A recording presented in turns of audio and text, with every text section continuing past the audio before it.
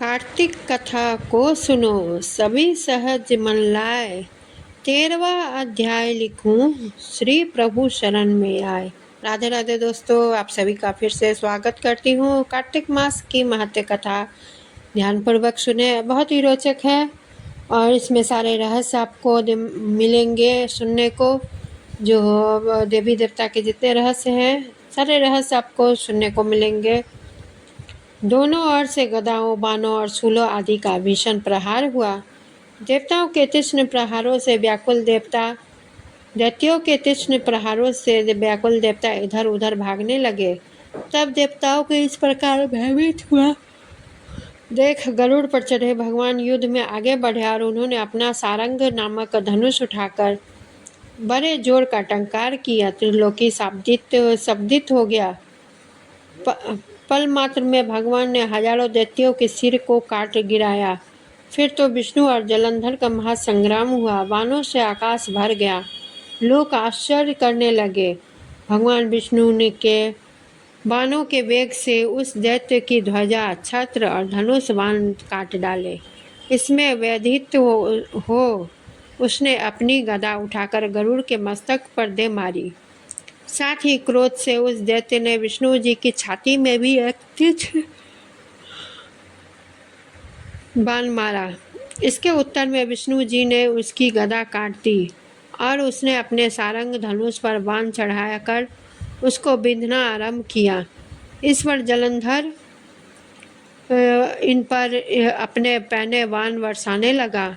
उसने विष्णु जी की कई पैने बाण मारकर वैष्णव धनुष को काट दिया। धनुष कट जाने पर भगवान ने गदा ग्रहण कर ली और शीघ्र ही जलंधर को खींच मारी, परंतु उस अगन्वित अमोघ गदा की मार से वह दैत्य कुछ भी चलमान न हुआ।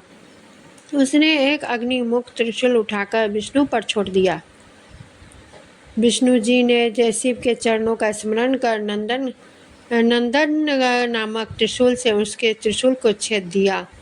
जलंधर ने झपट कर विष्णु जी की छाती पर एक जोर का मुष्टिक मारा। उसके उत्तर में भगवान विष्णु ने भी उसकी छाती पर अपनी मुष्टि भुजा और मुष्टि से बाहों युद्ध करने लगे। कितनी ही देर तक भगवान उसके साथ युद्ध करते रहे। तब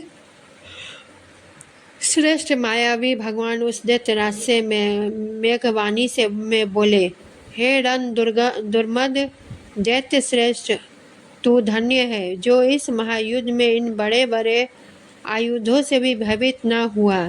तेरे इस युद्ध में मैं प्रसन्न हूँ। तू जो चाहे वर मांग ले।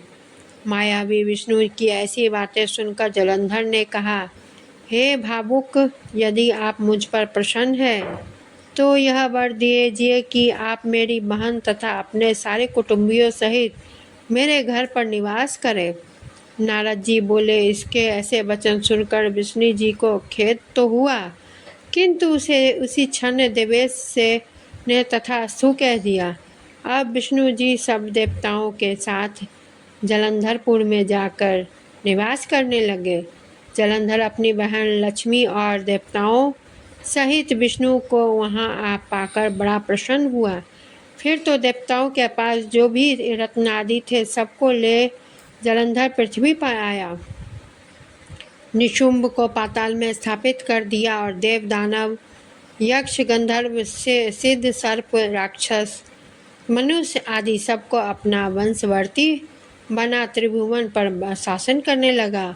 उसने धर्मानुसार सुपुत्रों के समान राजा का पालन किया और उसके धर्मराज्य में सभी सुखी थे। दोस्तों, यहाँ पे 13वां अध्याय भी समाप्त होता है। आप सभी से यह अनुरोध है कि आप अगर क्या मुझे पूर्ण विश्वास है कि आप सभी को मेरा वीडियो अच्छा ही लगता होगा और आप लोग मेरा प्रोत्साहन बढ़ाने के लिए ज़रूर से ज़रूर सब्सक्राइब करें। धन्यवाद।